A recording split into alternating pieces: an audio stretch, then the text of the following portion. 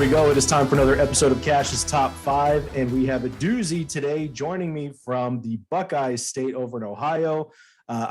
We've had a family farm in southeastern Indiana for as long as I've been alive. And so I go out to the Brookville area, the Metamore area, and we are able to pick up B105, the country station in Cincinnati. And joining me today, the PD of that station, Grover Collins. How's it going, man? Good, man. Happy to be here, Adam. Nice to see you. Good to see you. We've talked briefly, on social media before. Usually it's just me fanboying about how much I love the station, working with FMS here in Indy. So we've got a couple of juggernauts that we've worked with. And you chose a very interesting top 5 today for us. And I will say I think we've probably done about 100 episodes.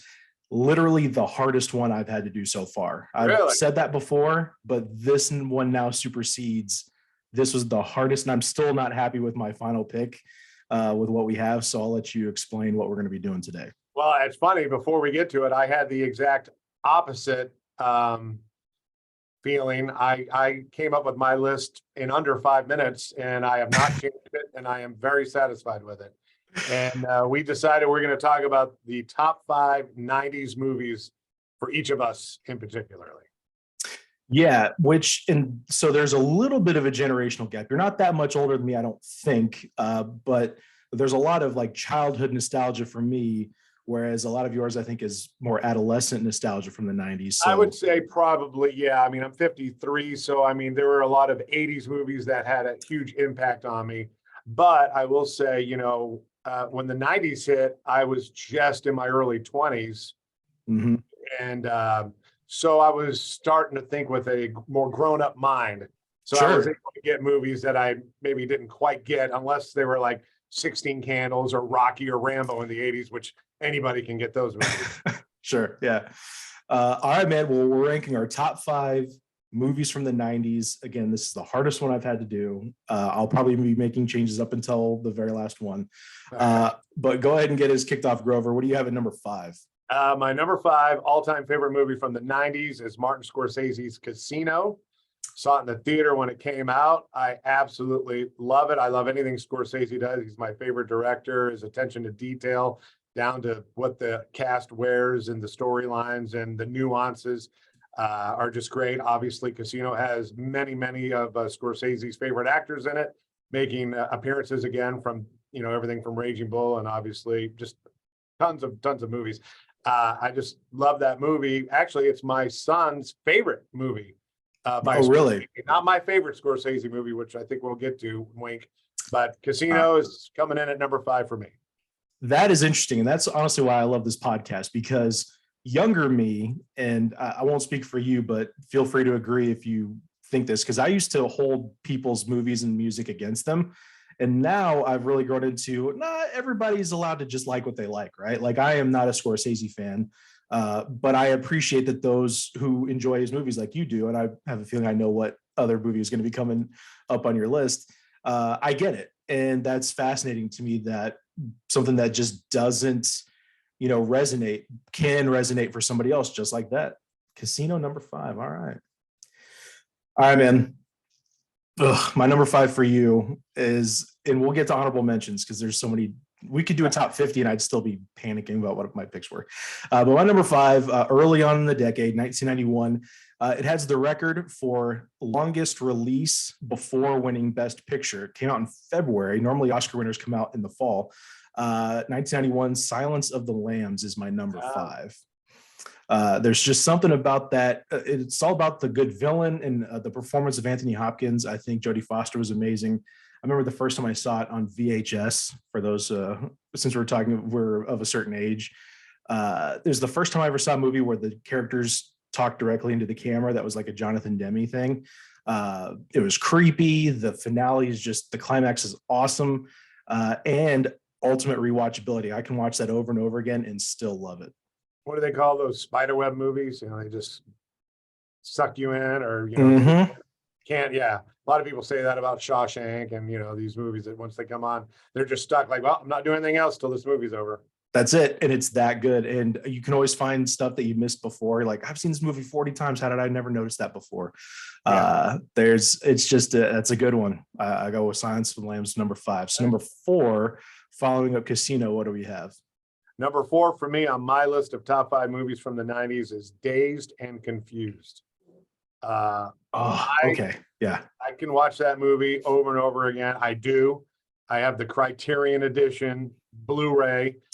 Um, it just has, that is younger than me, 1976. I was young, but I had friends who had older siblings that were those people in that movie. And obviously the soundtrack, the cars, the way we acted in high school, back even into the 80s, so different now. I mean, I grew up in the South, and, I tell my kids, it's like, there'd be kids that would come to high school with shotguns racked in the back of their trucks, Yeah. back window.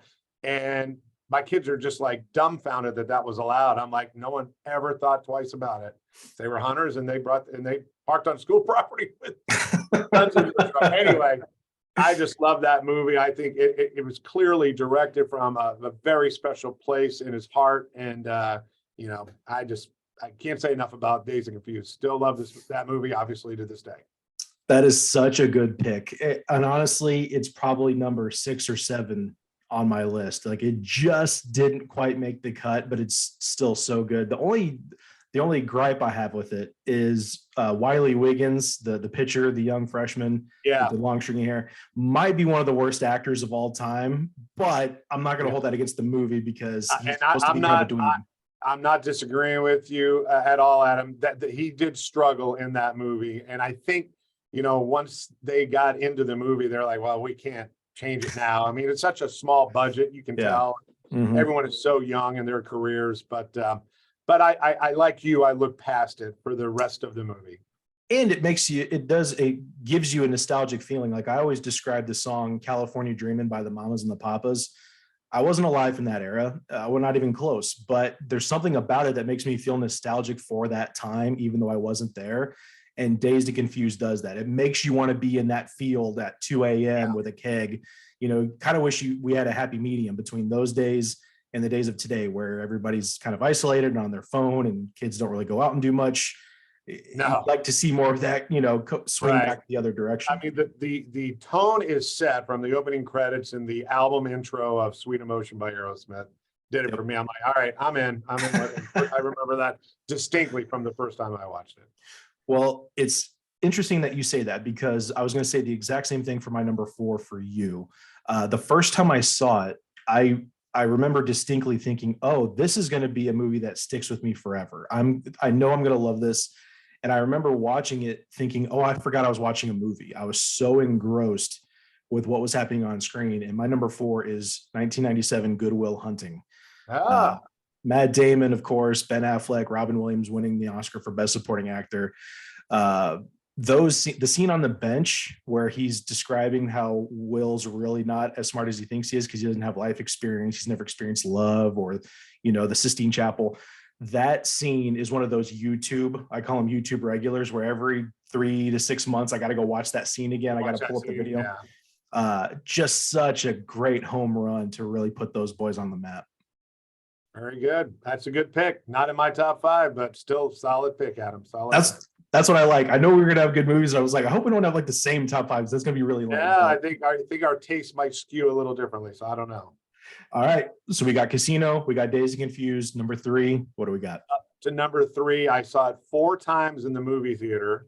I had never seen anything like this before. It completely blew my mind.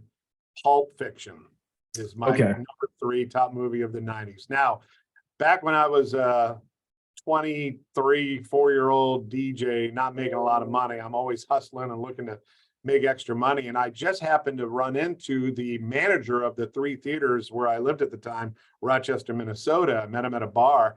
And, back then there was no internet and no cell phones like we have today. So I said, the movie line, I said, who records that? He goes, I do. I said, can I do it once? He goes, you can do it all the time if you want.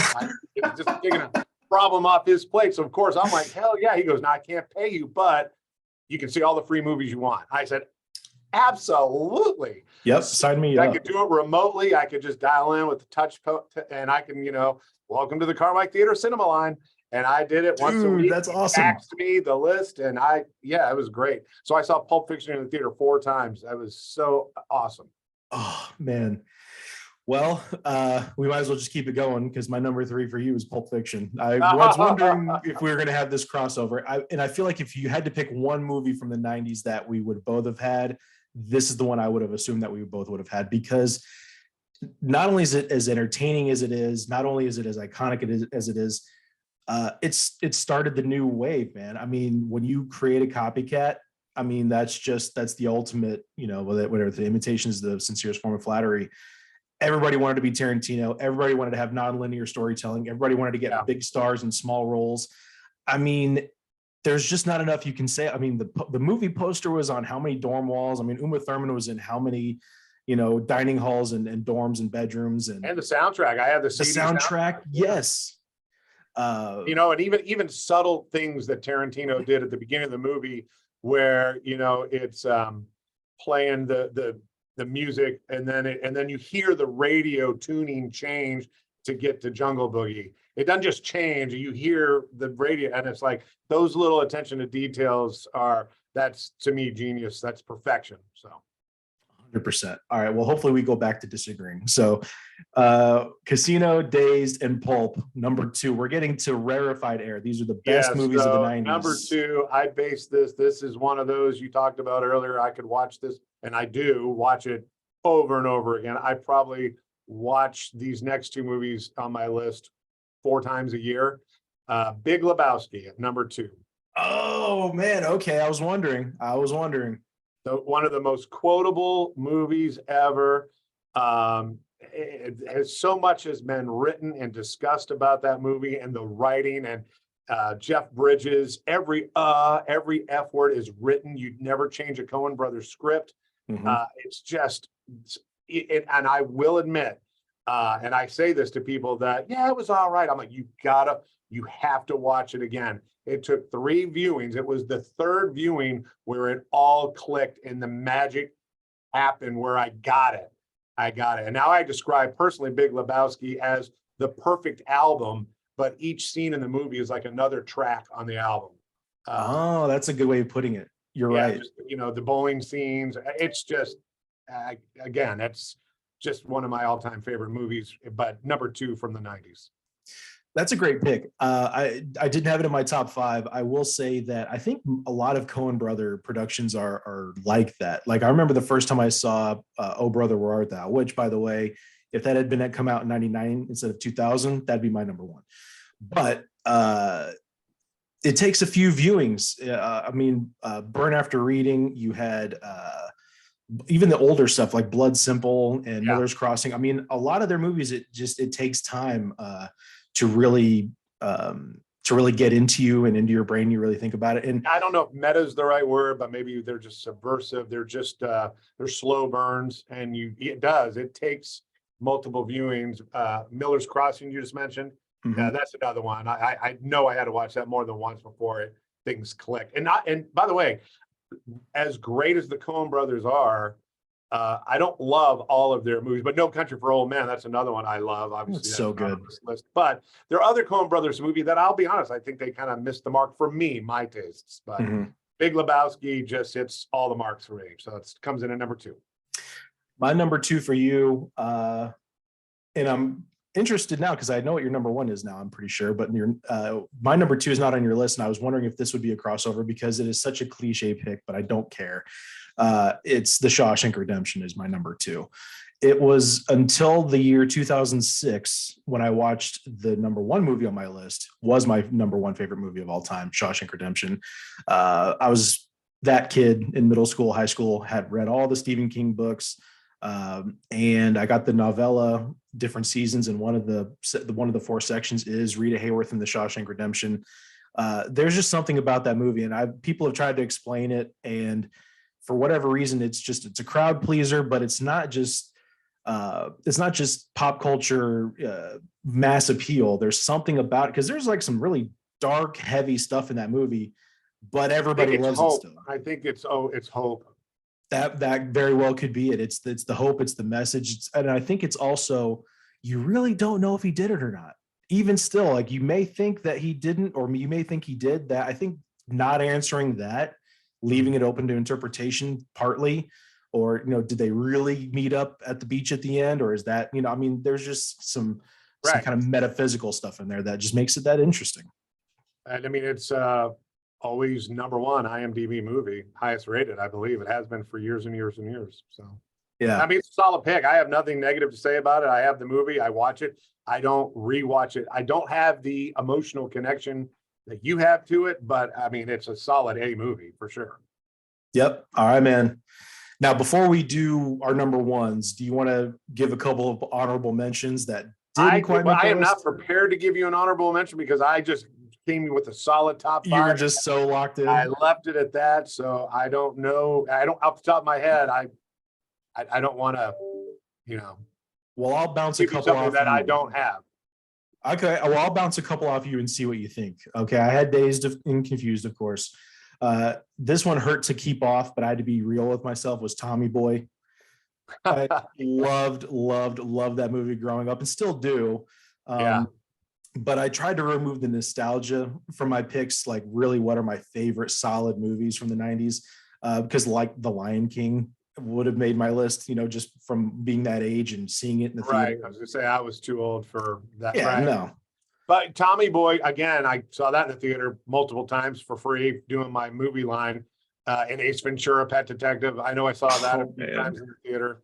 Those movies have made us laugh so hard and out loud over and over again. And again, Tommy Boy, well, both of them are so very quotable. But see, what's great about being a parent is I've now passed these movies on to my own kids, and I can, my daughter and I Napoleon Dynamite quote all the time. So oh yeah, that's a good one. I'm doing 2007 or whatever. But I'm doing 2000s movies here soon. I may have to include that one because that's a good one.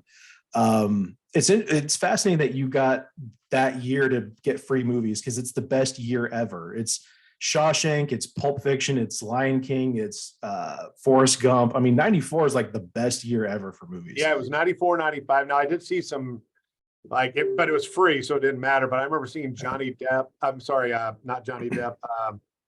I'm having a brain fart. John Wick. Johnny Mnemonic. Johnny Mnemonic. Oh my God. Terrible.